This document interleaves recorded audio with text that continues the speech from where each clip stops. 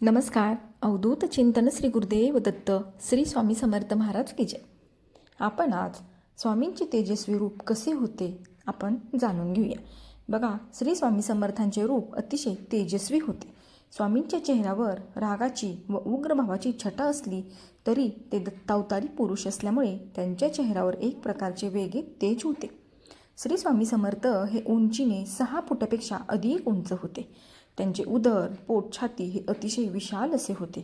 स्वामींचे खांदे हे रुंद होते. स्वामींचे हात हे लांबसडक जानुबाहू होते. श्री स्वामींचा वर्ण हा गव्हाळ रंगांचा होता. स्वामींची कांती अतिशय तेजस्वी होती. स्वामींची नजर तीक्ष्ण आणि भेदक होती. स्वामींच्या नजरेत विलक्षण अशी जरब होती. स्वामींच्या भुवया शुभ्र होत्या. कान मोठे व गणपतीसारखे होते. कानाच्या पाळ्या लांबलचक होत्या. गळ्यात तुळशीची व रुद्राक्षाची माळ होती. भव्य माथ्यावर चंदनाचा गोल टिळा होता. स्वामींचे चित्त शांत होते. एक करारीपणा होता. अतिशय देखणे व भव्य असे श्री स्वामींचे रूप होते. आता त्यांचा वेश कसा होता बघा. अक्कलकोटचे श्री स्वामी समर्थांची राहणी व ते परिधान करत असलेली वस्त्रे अतिशय साधी होती. स्वामी समर्थांच्या वेशात उसने सोहळे कधीच नसे. ते अगदी सामान्य पद्धतीने राहायचे. स्वामींची सेवेकरी त्या पोशाख नेसवत असत. स्वामी समर्थ जवळचे सेवेकरी त्यांना कोपीत नेसवीत आणि स्वामींच्या डोक्यावर ते जरीची छान कानटोपी घालत असत. ती त्यांना उठून दिसत असे.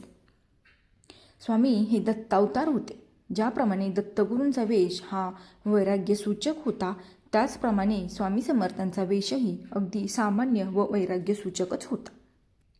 आता त्यांची आवड निवड आणि स्वभाव कसा होता हे जाणून घेऊया. स्वामी अत्यंत कडक स्वभावाचे होते. स्वामींना शिस्त खूप आवडे. स्वच्छता, नीटनेटकेपणा त्यांना भावत असे. स्वामी कनवाळू दयाळू होते. स्वामी विनोदप्रिय होते. त्यांना विनोद खूप आवडे. स्वामींना संगीत ऐकायला खूप आवडे. पावसात भिजायला त्यांना आवडे. स्वामी वृक्षप्रेमी होते. वृक्ष त्यांना आवडत असे. जादूटोणा ही त्यांना अप्रिय असलेली गोष्ट होती. मोह नसलेला निर्मोही स्वभाव स्वामींचा होता. रांगडी भाषा होती. वेळेस शिवेही घालत असत. स्वामी समर्थ विद्वान होते. ज्ञान पायावर लोळण घेई. स्वामी समर्थ तसे उग्र होते. रागटपणाचे होते. स्वामी समर्थ स्वतः भक्तप्रिय आणि भक्तिप्रिय दत्तावतारी पुरुष होते. घाण, कचरा, अस्वच्छता, दुर्गंधी स्वामी समर्थांना अजिबात आवडत नसे. त्यांना स्वच्छता आवडे. स्वामी पिच्यात वृत्तीने वावरत असे, कारण ते गूढ दत्तावतारी पुरुष होते. त्यांची वागणी अनेकांना समजत नसे. स्वामी एकतर दिवसातून 8-10 वेळा स्नान करीत किंवा 8-8 दिवस स्नानच करत नसत. स्वामींचे जिथे वास्तव्य असे तिथे सुगंध दरवळे एक प्रकारचा छान वास येत असत. स्वामी हे कडक कठोर असले तरी अतिशय प्रेमळ होते. त्यांना गोरगरिबांची कणव होती. सगळ्या पीडितांचे प्रश्न सोडवण्यात, त्यांना मदत करण्यात स्वामी तत्पर होते.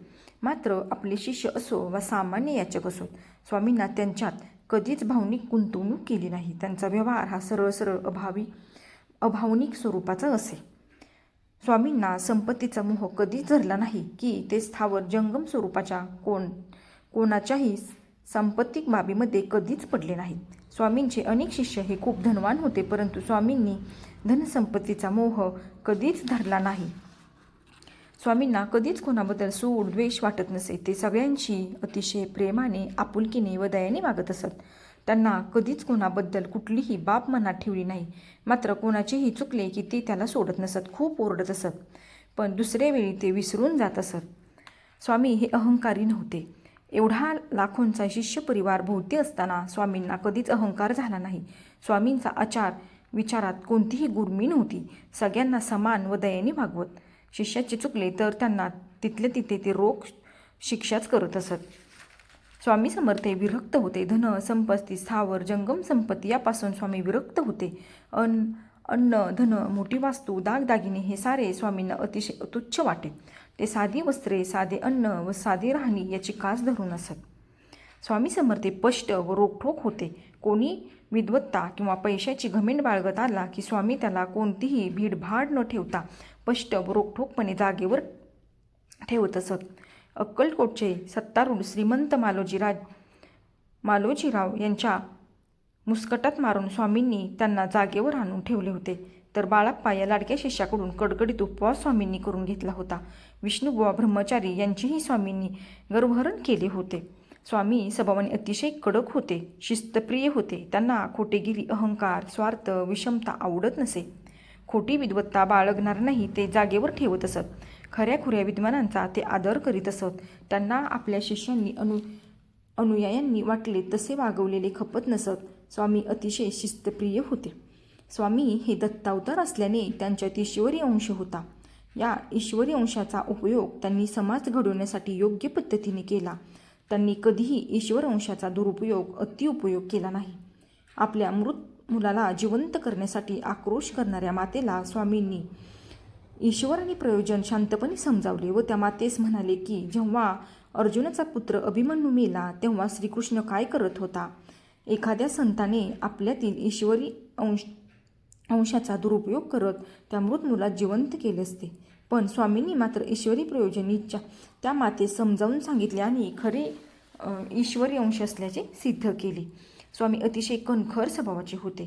आपल्याकडे येणाऱ्या प्रत्येक पददलित दुःखी जीवांचे प्रश्न, संकटे, दुःख बघून ते हलत असत, परंतु कणखरपणे साऱ्यांचे दुःखे पचवून त्यांना ते मार्गदर्शन करत असत. त्यांना भावनिक होऊन आपला कणखरपणा कधी सोडला नाही, नाहीतर त्यांच्या हातून कार्य कधी घडले नसते. तर असे होते आपले श्री स्वामी समर्थ महाराज. त्यांचा स्वभाव, यांची वेशभूषा खूप तेजस्वी असे त्यांचे रूप होते. तर हा होता छोटासा व्हिडिओ. आवडल्यास लाईक, शेअर आणि सबस्क्राईब करा. तोपर्यंत तुम्हा सर्वांना श्री स्वामी समर्थ.